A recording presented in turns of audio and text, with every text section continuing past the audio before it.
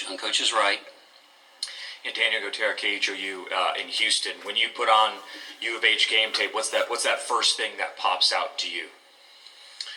I'd say their defense and their rebounding. Is that two things? Okay. It's a combination of those two things. First of all, at the defensive end of the floor, they're as physical as any team that I've seen all year long. They put so much pressure on you at every position. Some teams are good putting pressure on the guards, but these guys put pressure at every position. And then they rebound the ball tremendously well at both ends, especially at the offensive end, where they're able to, if they miss a shot, just offensive rebound and score either at the rim or kick it out for a three.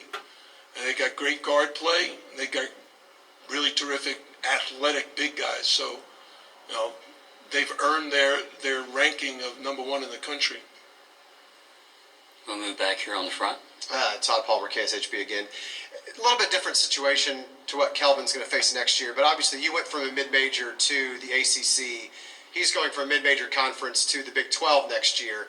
And I just wondered, what is the difference? Is it just the constant barrage and the consistency of the teams, or what can you tell me about what that transition is like going from a mid-major to a Power 5 conference like that? Well, I'll tell you a story. When I got the Miami job, someone said, "Oh, you're going to be able to recruit so many better players. It's going to be so much easier for you than it was at the mid-majors." I said, "Yeah, sure. It'll be real easy beating Duke and Carolina for a recruit." The fact of the matter is, it's all about competition. So you go to the Big 12, you got to compete with those people, and each of them has a tradition of how they play. The coaches have their own style. And Kelvin is an experienced guy. He coached in the Pac-12, he coached in the Big Ten, he's coached in the NBA. So he's been around the block. He will have no problem making the adjustment. It's all in the recruiting. And now that comes down to really two things: the portal and NIL. So I have no idea what kind of commitment all those schools are making in the Big 12, but to be competitive, you got to be competitive in that category. Hey, Coach, toward the back on the right. Sam Lance with Adam Zagori and Zags blog. On the subject of... Is Adam here? He is not. He's back on the East Coast still. But obviously, in today's game, the transfer portal is very important. So I wanted to ask if you thought that getting deeper into the NCAA tournament could be a disadvantage for the portal, because there's a lot of teams right now who are out, and they're able to recruit guys, and they have guys leaving, stuff like that. So I just want to get your thoughts on that. Yeah, how about that? The more you win, the less you're able to recruit. That doesn't really make sense, but it is true. It's a fact that, while we're playing, our focus is on playing Houston tomorrow night. I think all the teams that have made the Sweet 16, their goal is to move on. Recruiting is a separate challenge.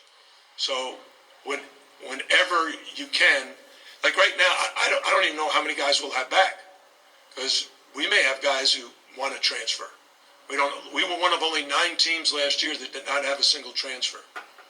9 teams out of 363. Oh, that's 356 teams that had a transfer. So, we'll do our due diligence with finding out who might be interested in us and see how many scholarships we have to fill.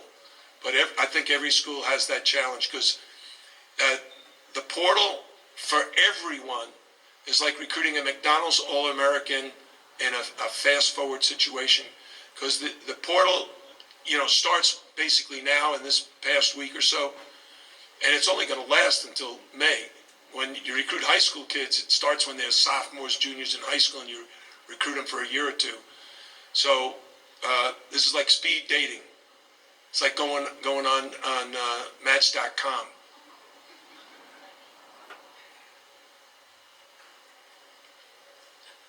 Okay. I have never been on Match.com. I don't want anybody to get the wrong impression.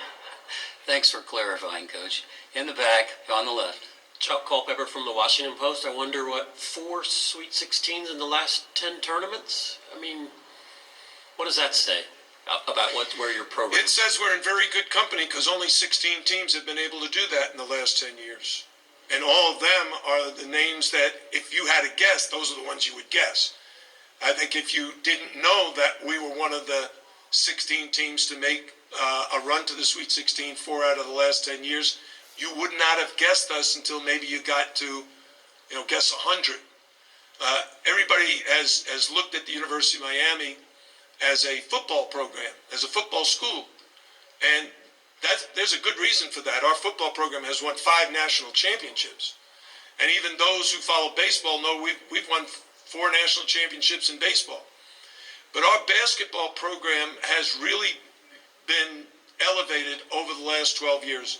My staff has done a fantastic job of recruiting quality young men who play quality basketball, and they're all graduating. So we're very, very pleased with the company we're keeping. Okay, here on the right. Sam Lamps again. I saw Wooga Poplar was back in practice today. Do you have any update on his status?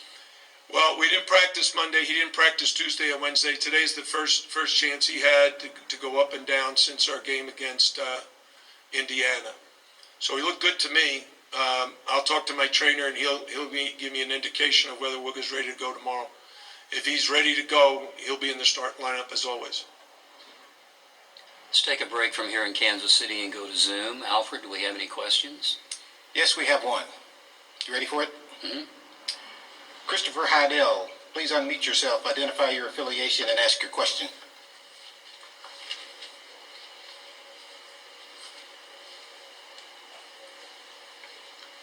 Mr. Heidel?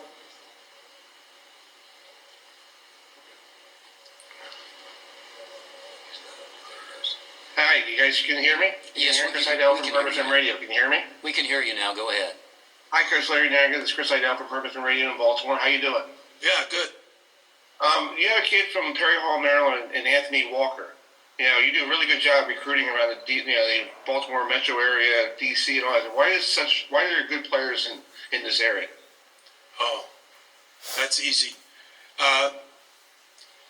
The DMV, as we all know it, the District of Columbia, Maryland, and Northern Virginia, is the most fertile land for recruiting that there is in the entire country.